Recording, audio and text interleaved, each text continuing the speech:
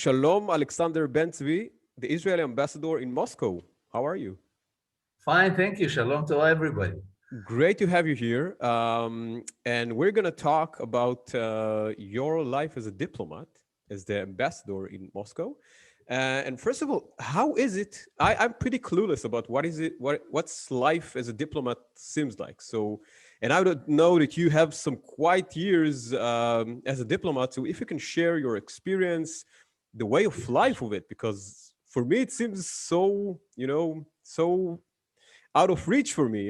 How's it to live in a different places and to defend your country or promote other countries' interest in a different country, So yeah. Well, yeah, you're right. I'm one of the veterans. I'm almost more than 37 years already in the service. So yeah, with some kind of experience. This is my eighth posting during my all this career. I can tell you that. You asked how it is to be diplomat. I don't know. There is something. There is a very, I don't know, funny. I would say, for me at least, advertisement for one of the suites. I will not say the name of the suite because we don't.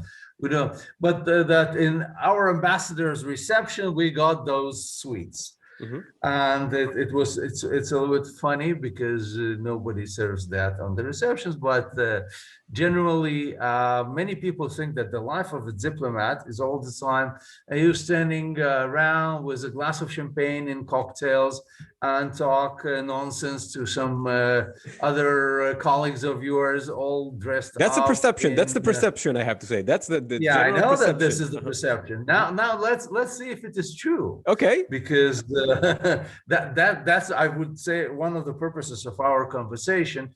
And it's far from being true. There are moments, and I have to say, there are moments in the receptions when you are dressed up and you stand with a glass of champagne and talk. Sometimes so there are cocktails. The cocktails, there are cocktails, and there are like it's nice part meetings. Of the work, okay. By the way, and that's what people do not understand. People see a cocktail as a party, mm-hmm. And for us, it's a working space. That's the difference, mm-hmm. Because in those cocktail parties is one of the best places to exchange information. Sure. Which is either, and I remember. Sometimes training the young diplomats, we did such drills actually as a cocktail, planting information between the participants and wow. Asking those young diplomats to actually find this information. And it's part of our job. It's actually getting information about what's going in the country, what kind of business opportunities, what kind of cultural events you can promote. All those things you do in different ways. One of them is actually cocktails, because there you meet not only your colleagues, but also the members of the government or relevant people from the business or cultural or intellectual environment, rectors of universities and so on. So it's a great cocktail is a working event. So if to be on the right page here. So you don't drink in cocktails, in that cocktails basically you need to be sober as much as possible to be on. You drink, but you have to be very, or maybe not to exaggerate and not to make a fool of yourself. Okay. Can you share like some interesting cocktail like this, or some experience that you said that this cocktail really make an impact on like your diplomatic efforts? Something that you can share, or maybe maybe it's like part of this. The ones which are very, very memorable are normally the cocktails made by heads of states for the diplomatic corps. Mm-hmm. It's very normal, I would say, in many countries of the world that a president or the prime minister or the head of state, let's say, is making for the occasion of the New Year's celebration a cocktail for the diplomatic corps. Mm-hmm. And it's a very official event. and so on. And it's a very interesting event because this is the event that you meet actually in one place, not only your colleagues, which is okay, it's interesting and nice, but that's not the purpose at that time, but mainly the government, the high level government officials, because they're also invited and they're present there, and that's a good chance to speak to the Minister of Foreign Affairs or other minister, or to the president or the head of state. Mhm. And those are the most, I would say, memorable events. Or I could say about some of the events which are connected to visits of our high officials. If, Mm. for example, the Israeli prime minister or president are coming to the country, and you are the one that makes, well, normally the hosting country makes the reception, but sometimes you reciprocate Mhm. with a reception in the name of the personality that came to visit you. So those are the most memorable, I would say, things. But Yeah, but you and but they're much more from protocol point of view and less working in this way. got it. So you said that you were it's your eighth posting, right? If I'm not mistaken, and you're speaking eight languages. Is this is there a correlation between the number of No, posts? no, Oh, no, okay, no, no, okay. no. So I so know, because there are two postings which are in which are served twice, or serving actually, Mhm.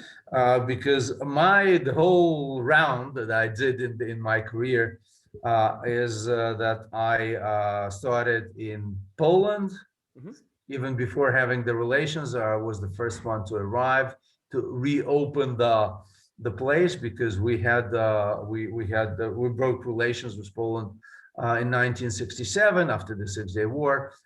We actually in only in '86 came back, and then from Poland I went to Peru.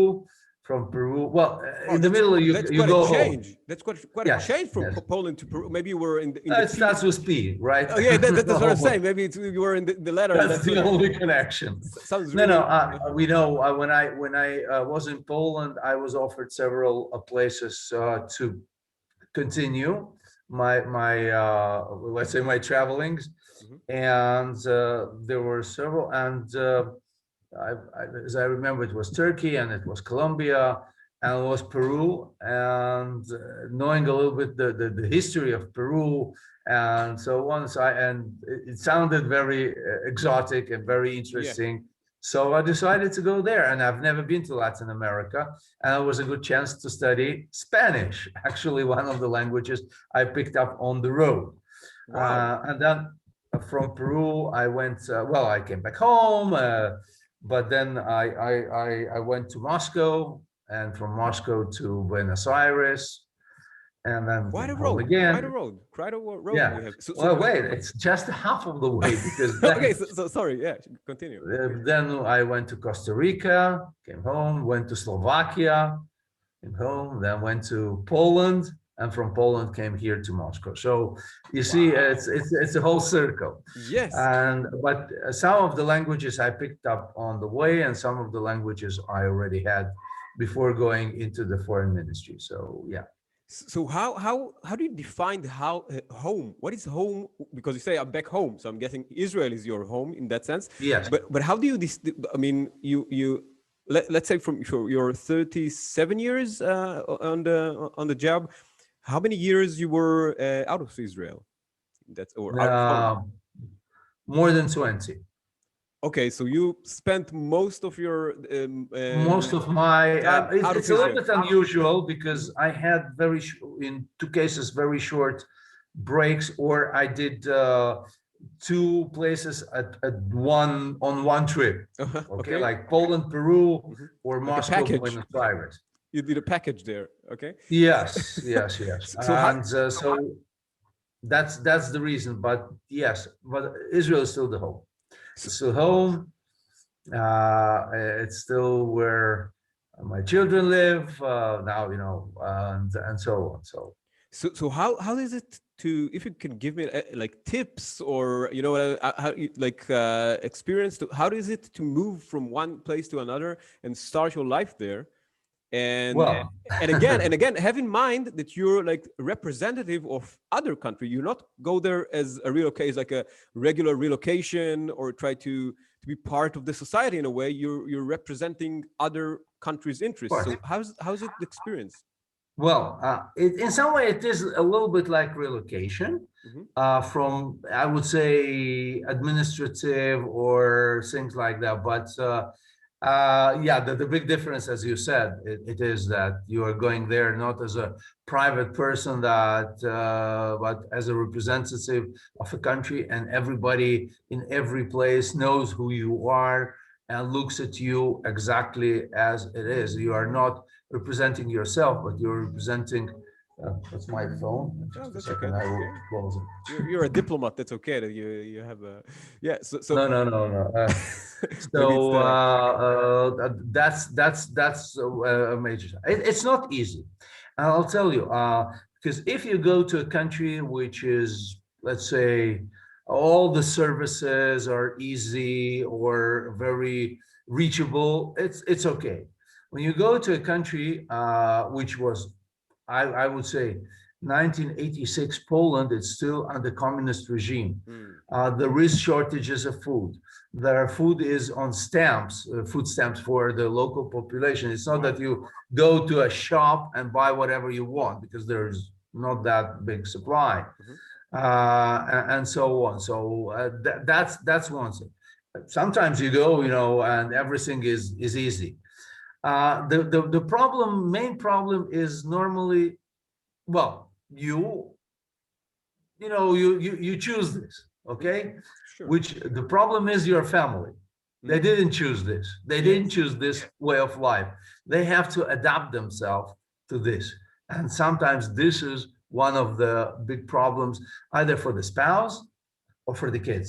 Mm, Because all my traveling I did was my family, which means my wife and four kids. hmm. So it takes an effort. So It you takes an effort. So you trying to do the best for the kids. You try to keep them in the same form, like the American school or something, mm, just to keep them in the same system of education.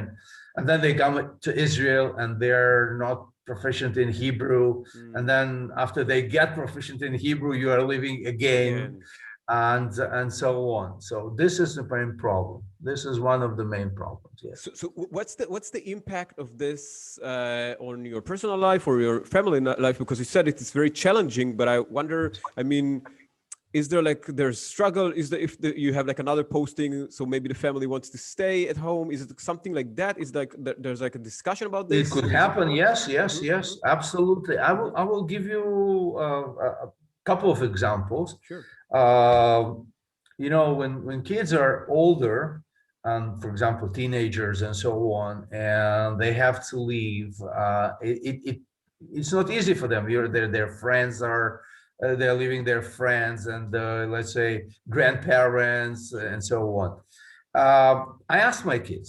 I mean, I will tell you something about the spouses because it's another issue. Hmm. But I asked my kids about if they were, did I ruin their lives or Wow, not? that's a big So that question. was my Hmm. traveling ideas. And they said no, because they were very happy to learn new cultures, new languages. All my kids speak several languages, and so on.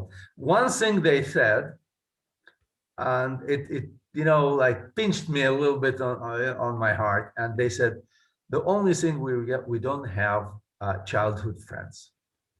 Wow. That's a fact. When Yeah, you yeah, yeah. change every 3-4 years place of your living, you do not have real roots. Yeah, yeah, yeah. And so many, well, my children, as we were advancing in our travelings and they were getting older, they stayed in Israel. Simple as that. They didn't go with us, Mm. especially when they either entered the university or the army. They said it's enough. I mean, you continue, we stay. Mhm. The problem is, for example, as I started to say, was the spouses, Mhm. because and that's for sure. In most of the cases, we are ruining their careers. Mhm. Simple as that. We're just ruining their careers. I can again speak about my wife. She worked for many years in Hadassah Hospital, Mhm. and true that the hospital kept her a place that when she comes back, she could come back to the hospital and work, Mhm. Mhm. but not the job. I mean, Yeah. if she was advancing in her job after 4 years, then she leaves and she comes back and starts all over again. Yeah. Sure. And so it's very, very difficult to develop a career for the spouses in that way of life.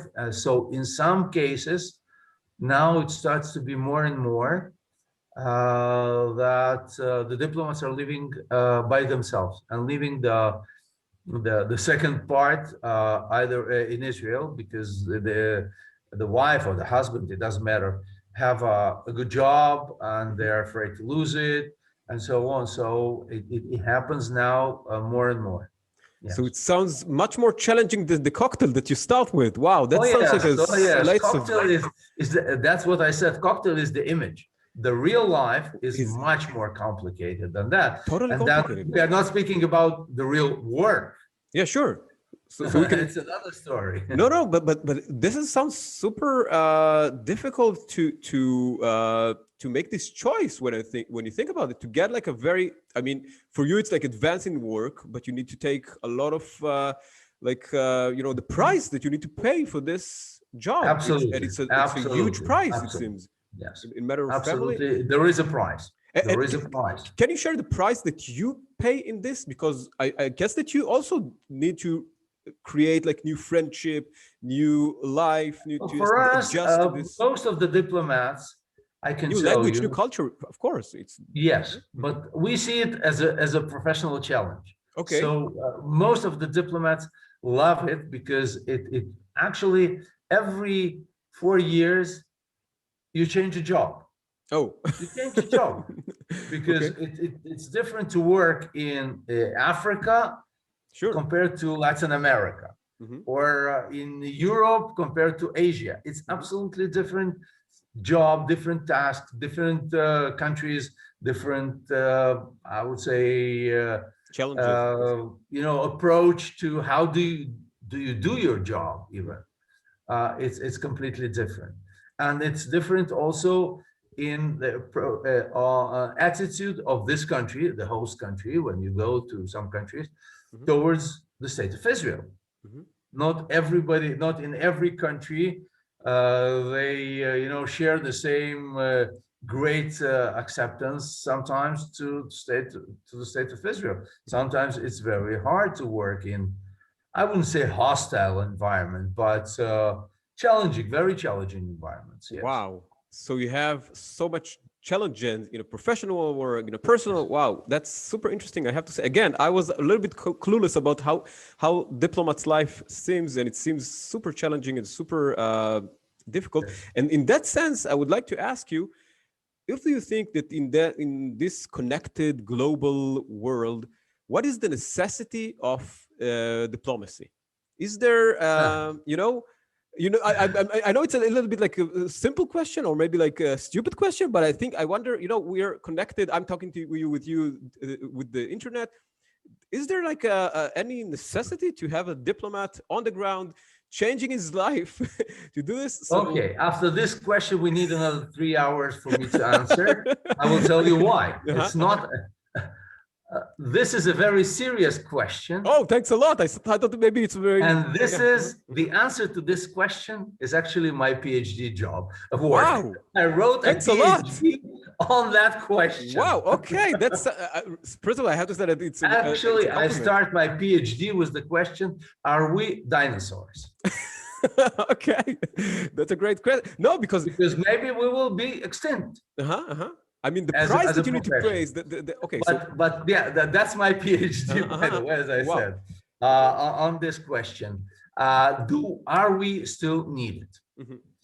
And you can imagine what is my answer. Yeah, that's what Yeah, I the thought. answer Maybe is it's yes. very, And I'll give you a couple of things. It's true that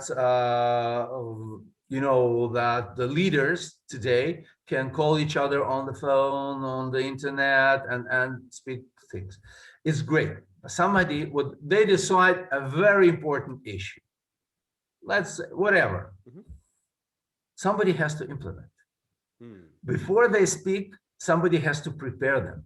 mhm, We expect, at least that's my point of view, that the diplomat, the ambassador, his staff mhm, are the most knowledgeable persons of our country, which means if I'm in Moscow, right, today, mhm. that I am the most knowledgeable person if somebody has to consult about Israeli Russian relations. Mm. So they should, I should be the one, You're the the source expert. of knowledge, Yeah, or you're the the a expert. source of point of contact. So Mhm, and it's not only, as I said, the leaders, the politicians are taking the big decisions, but then you have to have two things. mhm, First, to prepare them for this decision. mhm. Somebody has to do it. Yeah, sure. That's our job. And somebody has to implement that decision. And it's again our job. Mhm, Which means if we decided that we'll take that tomorrow we want to increase our volume of trade between Israel and the country, it doesn't matter yeah, yeah, which yeah. country, Mhm, it's the same. Uh, uh, and it's a great idea. Everybody says it's a great idea. But somebody has to say, well, increased trade, we have to sell tomatoes, machines, and cellular phones. mhm. Like the drill down of this initiative. Somebody has to say something Mhm. practical, Yeah, sure. and that's our job. Mhm, And so it's not only it's not the internet and all that.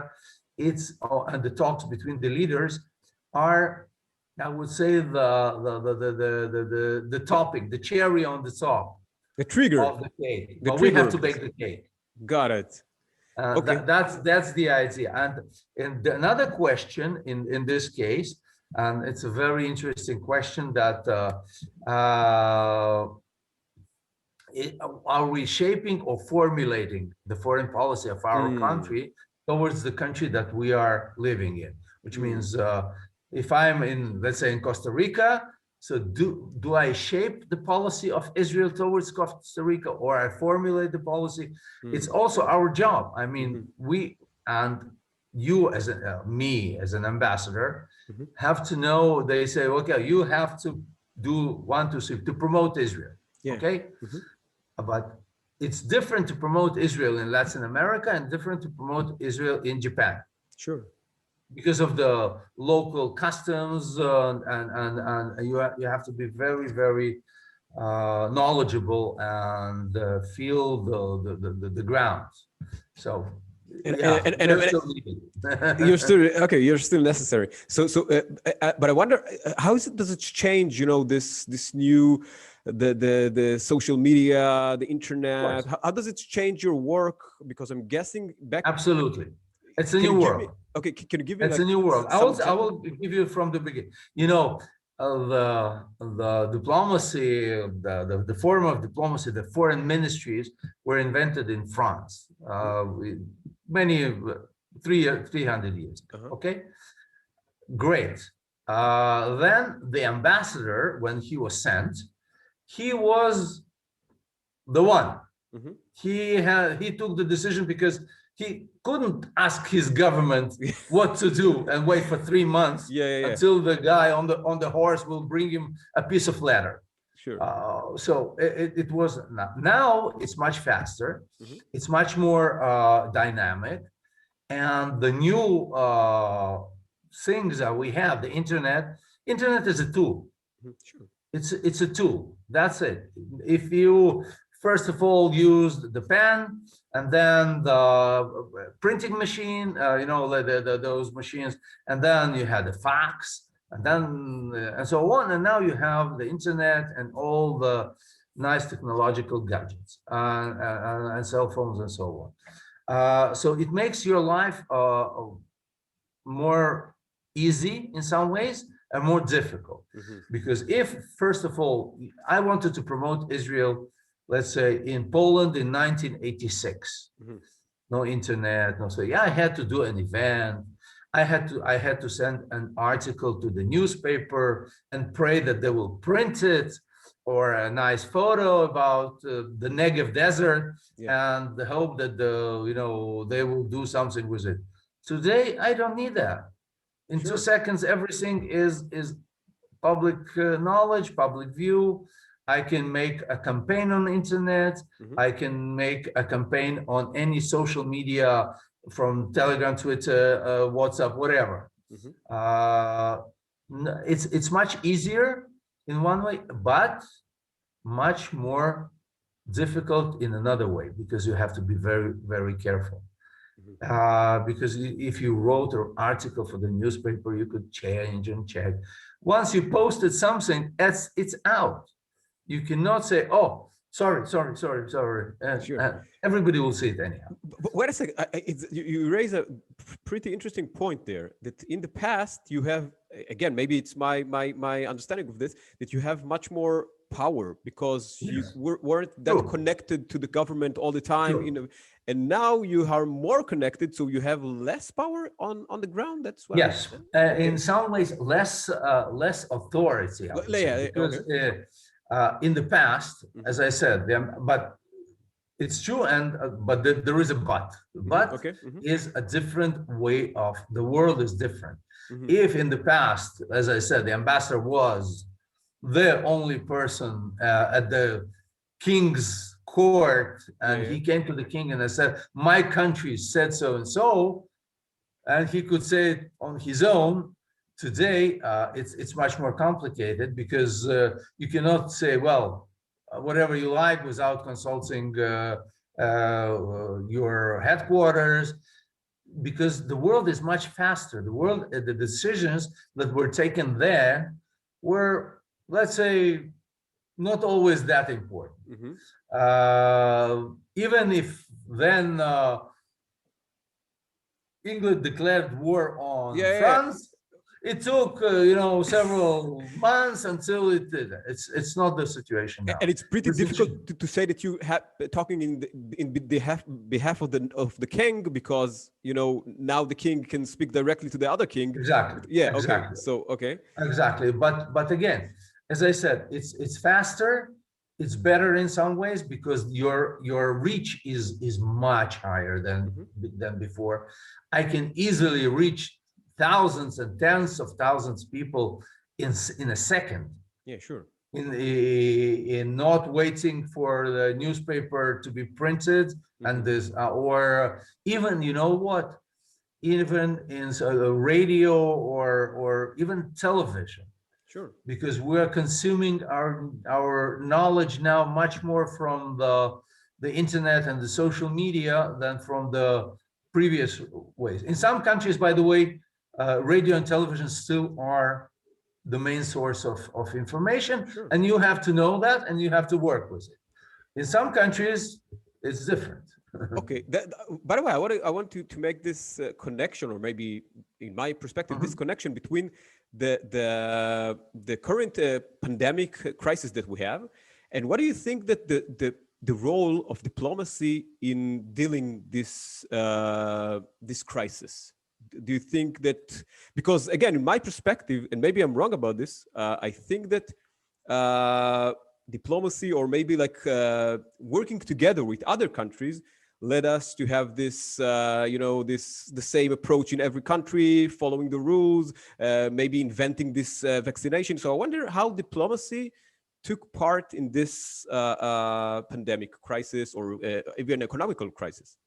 Mhm. Well, in any crisis, Mhm. you have to have a contact, people who are, first of all, know the situation on the ground, Mhm. and can, for example, point out to your authorities, listen, I am in this country and they have an excellent practice to do the vaccinations. Yeah. Okay, for example, foreign diplomats who are in Israel now, Mhm.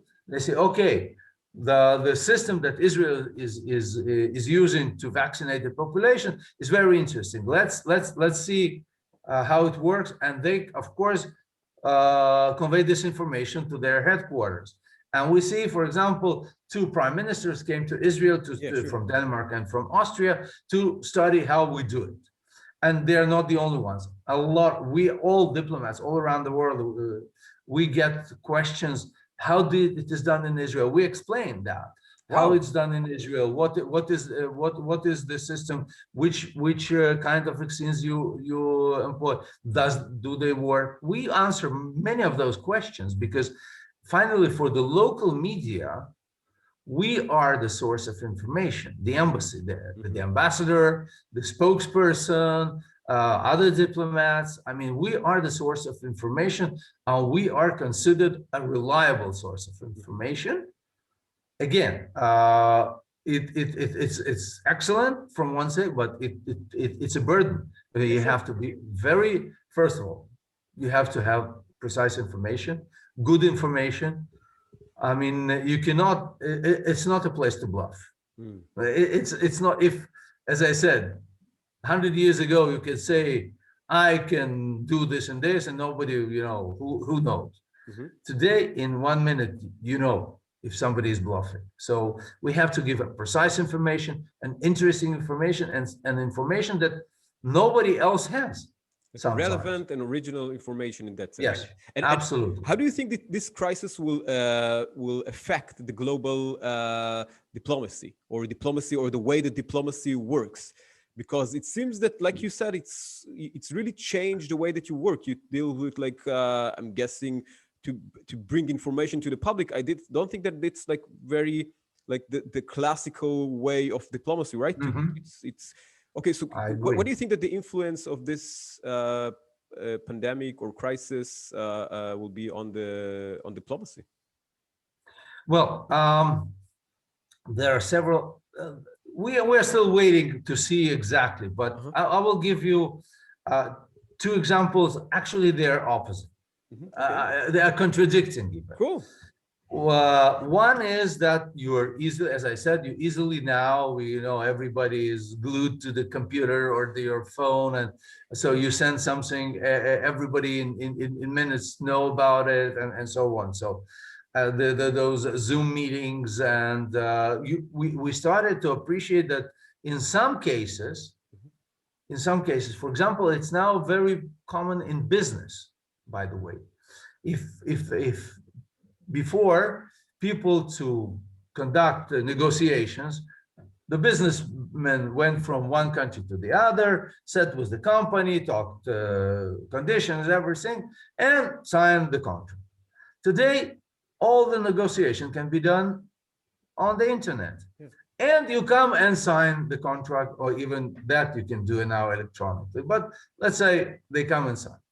So this is one result of those things, that more and more we understand that those forms of communications are actually reliable, fast, and give results.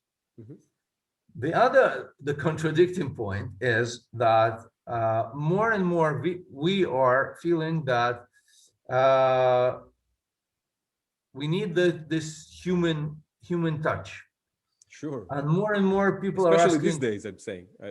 Yes, actually, that's it. I mean, people say, well, when your delegation will come, we would like, because for example, there are issues that you cannot discuss on internet, confidential issues that are connected to state security between the two countries. You cannot do it on the internet. So you need the personal touch. So it's also happening. People are actually wanting to have those contacts, and it has the pandemic has influence on diplomacy, because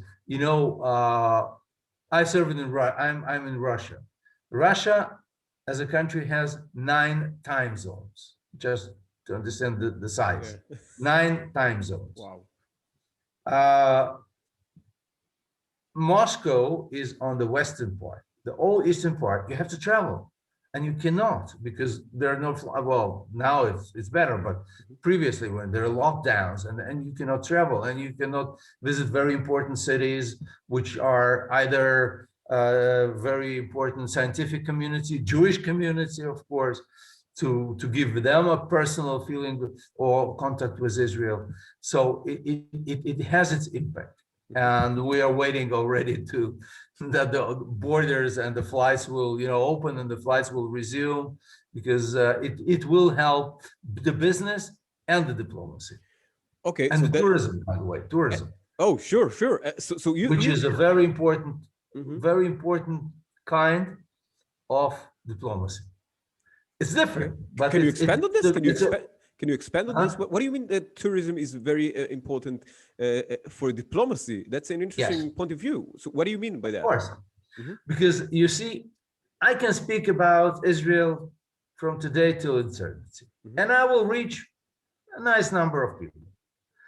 But if a family goes to Israel, Hmm. spends beautiful time on the beach, goes to Masada, to Eilat, wonderful, comes back, says to all their relatives, we came 10 and we had great, we saw all the holy places and went to excellent food, things that we are promoting Israel, Yeah, sure. and so on and so on. You should go. I mean, this is a kind of diplomacy that, in a way, yes, of Yeah, yeah, course, yeah, sure. diplomacy in its own, well, it's people to people first of all, because you meet new people, you new acquaintances. It's very good for business, by the way. Tourism is good for business, not only as a source of income, but good for business in a way that a tourist from Russia came to Israel, so something is a that's exactly what I want to bring to Russia and sell here. Wow, that's super interesting point. I have to say that I never thought about tourism as a diplomacy Yes, approach, but it no, of course, seems, but no, it of makes course, a lot of sense because right when I go to some country and I see their the way of life and I really appreciate that and enjoy the whatever, so I say, well, maybe I should invest there, maybe I should go there, maybe I should do exactly. business. Wow, And not that's. only that, but you said, well, it's so nice country, Mhm, and you doing your podcast, mhm, and you said, sure, well, you know what, I just came back from Hawaii, and it's amazing, and sure. I did surfing, and I mean everything you want, and you speak about it, and you show your friends the pictures and the movie videos. Mhm. So you're in some way doing a diplomacy. You're promoting Yeah, totally. a country, a Okay, place, yeah, sure. And I wonder if which it. is part of our job. By the way, like the head of the state know about this, that this approach is super important for diplomacy to promote more I hope tourism. so. I'm not talking every day to heads of states, but I think so. Look, I can tell you that before the pandemic, Mhm. 600,000, almost 600,000 Russian tourists came to Israel. Wow, Uh, that's and a it's lot. it's a huge number Annually, you mean? annually, of Wow, course, annually.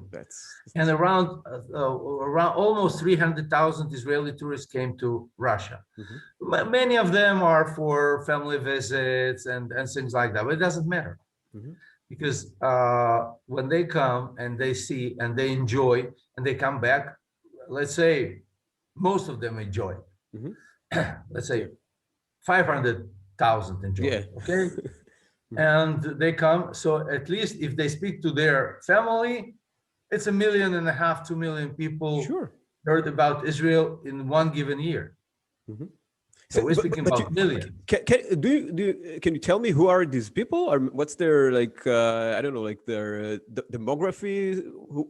Are Who there are the yeah tourists who that are come yeah to who are there Israel? yeah who are there in Well, general? it started when it started. There were quite a lot of pilgrims. I mean, Okay, religious religious people people. going to the Holy Land, Hmm. Hmm. and that's how it started. But slowly, they understood that Israel is not only the holy places, but also, as I Fun said, place. nice beaches, good Yeah. restaurants, Hmm. interesting places to visit, and so on and so on. So That's it. that's now it's completely mixed. It's like a completely flame different. in the forest in a way. It just really took. Yes, Okay, yes, yes, so yes, yes. by the way, how is it? How do you manage to? As you said, Russia has 9 time zones. How do you manage to be basically doing diplomacy for such a huge country? That's Well, seems a lot of you have a lot of your hands. yes, Mhm, we do. Well, first of all, we are a big team and we work as a team. mhm, So we divide ourselves. But of course, now during the pandemic, we couldn't do it. mhm. But generally, we do. We fly, and then we come with the jet lag. Can you share like some remote place that you went during your time in Russia and said and I don't know find like super Sure. interesting?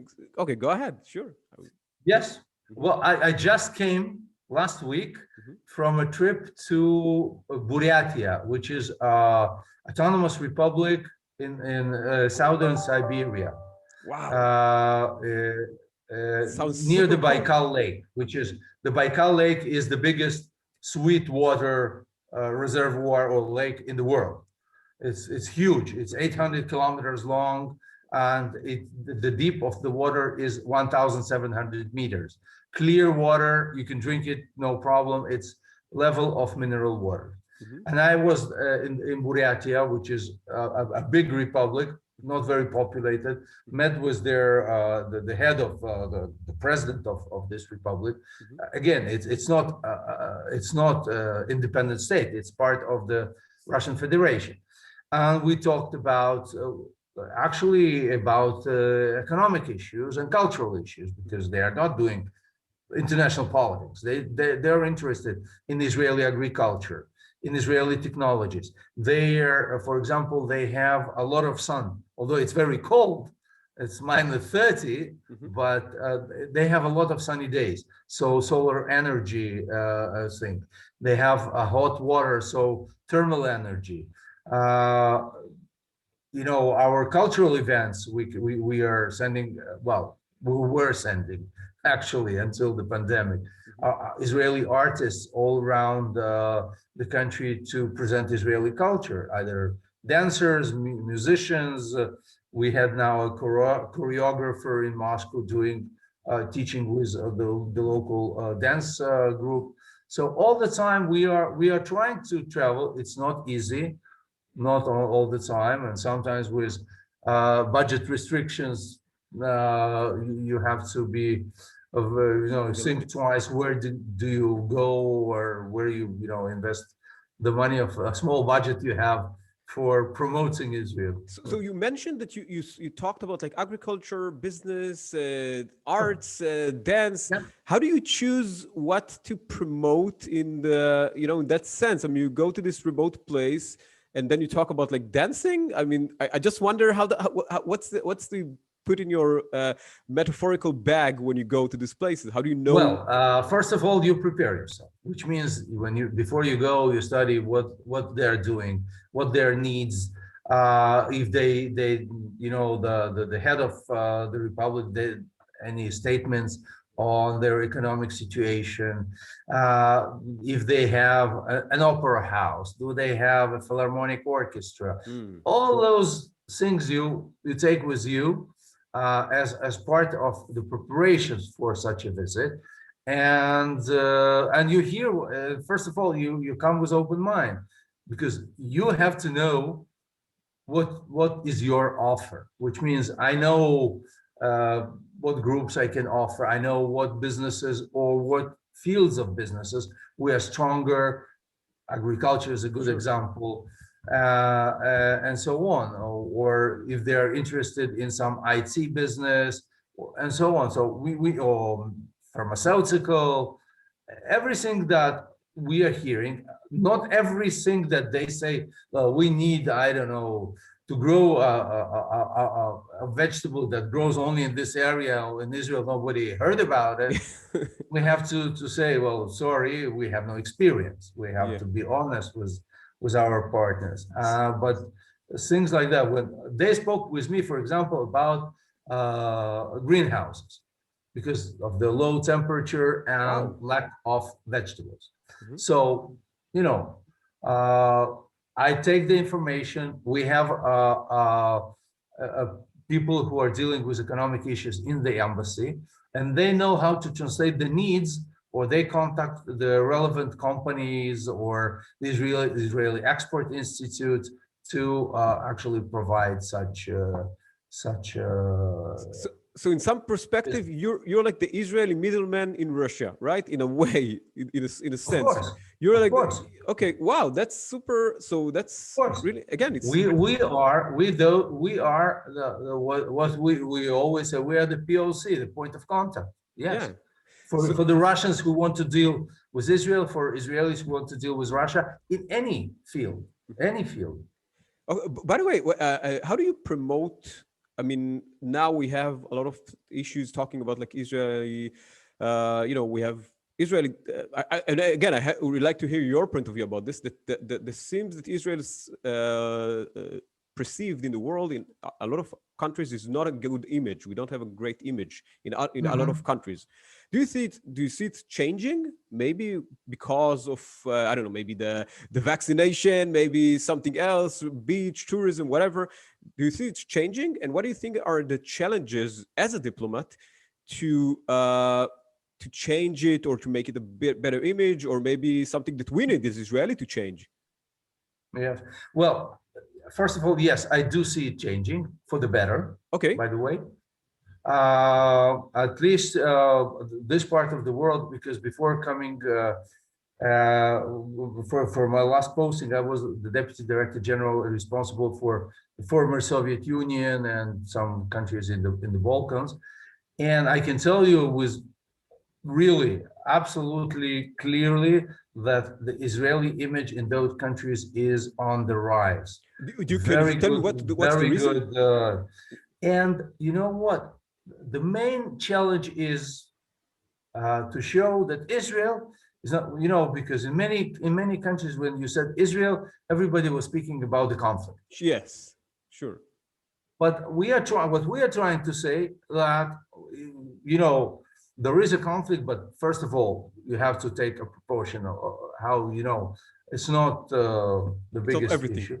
And Mhm. second, that Israel has much more to offer than news about the conflict. That's the main thing. We have to promote the country as really a leader, which is true in innovation, in agriculture, in culture, in many aspects that we are really leaders. And we What do have you to think show them. changed? What's do you think changed the image or changing the image of Israel in your perspective, from your? Well, I'll tell you, if we see more and more people want to go there, visit there, first of all, Again, tourism, more tourism. tourists, Okay. more business, when more, let's say, Israeli companies want to find Russian partners to do some business, go to other markets, uh, culture, interest. And if local theater comes to us and says, we would like to, we are doing a big festival, or, and we would like to have an Israeli group to perform. Hmm. And we see it more and more. Hmm. I mean, if we, unfortunately, we don't have enough money to bring to supply all the Yeah, sure. demand. Wow. For So example, there's demand the for demand Israel, is much higher than our for Israeli financial. culture. Definitely, Wow. That definitely. again is very interesting. And I mean, people know it's not that people come to us and say specifically, we want Vertigo dance company or the Kibbutz dance company. We want the Dan Reichel, or we so want specific names. They give you like specific yeah, names. they're coming with names. Or we Wow. want Avishai Cohen as a jazz player. So yeah, they know already what they want. We are helping them to know, I have to say. Mhm. So again, Because mhm, each year we do some promotions mhm. for festival managers and so on to get acquainted with the Israeli culture, so they know. They know. So is it easier, quote unquote, to promote Israel these days than in the past? I think so. Yes, yes. In the Because past, what's changed? What's changed? the focus, the Mhm. focus changed. that if in the past everybody who spoke about Israel spoke about the conflict, Mhm. now the focus changed. It's not that there are countries that still the conflict is very present in Mhm. their press in some countries of Western Europe and so on. But I can tell you that again, it's not that it disappeared. Yeah, sure. But it became not the first issue on the agenda when you speak about Israel. Do you And think that that's what changes the whole thing.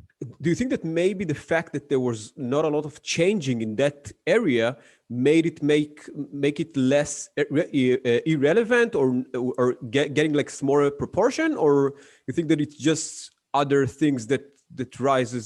I mean, Actually, it's called lack of interest. I mean, the countries are more and more interested in their own issues, mhm. programs, problems, in which they can find that Israel could be very instrumental. Mm. So it's simple as that. I mean, So it's a it's combined interest important. in the sense. It's a combined interest and not like a. Of course, Mhm, of mhm. course. Yes, Uh, yes, okay. yes, absolutely. By the way, it's like I have to say that this is like a very complex question in my perspective. But I'm guessing that as a diplomat, or you know what I say about diplomats, it's like a nickname to someone that can promote something that he's not believing, right? Or making that's what I'm guessing, or making like saying things in a very political way or very subtle way. So how is your Yes, yes. so so I wonder, how do you see this approach, and how is it Well, from your perspective? Okay, look, go ahead. Yeah. one thing is true. Hmm. Diplomat has to know how to express himself. Being a diplomat is not to lie. It's saying things. Well, the joke is, Yeah, yeah, yes, yeah. you know that I really like to. I like to hear a who is a diplomatic diplomat that joke. he can tell you to go to hell, Mhm. and you ask if you want to bring him a magnet from there. So. Okay, great. That's a good joke. But really, I mean, yes, it's in some way art of words, art of Persuasive, I guess. putting phrases in a way that can solve. Because our job is not to create a crisis. Our job is to solve, Mm. or to make it less Hmm. sometimes. Hmm. To So moderate. diplomacy is of course is an art of good communication skills, good ability of drafting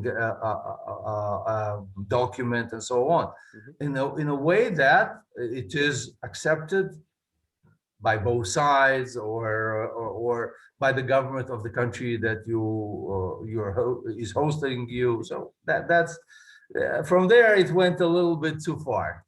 Okay, By the way, and mhm, I yeah. told you before, Hmm. Hmm. not lying is not an option, Yeah, sure. because Because they will, in 1 minute people will know if you're lying or not. if you're bluffing or if you're So trying it's to not trick an people. option.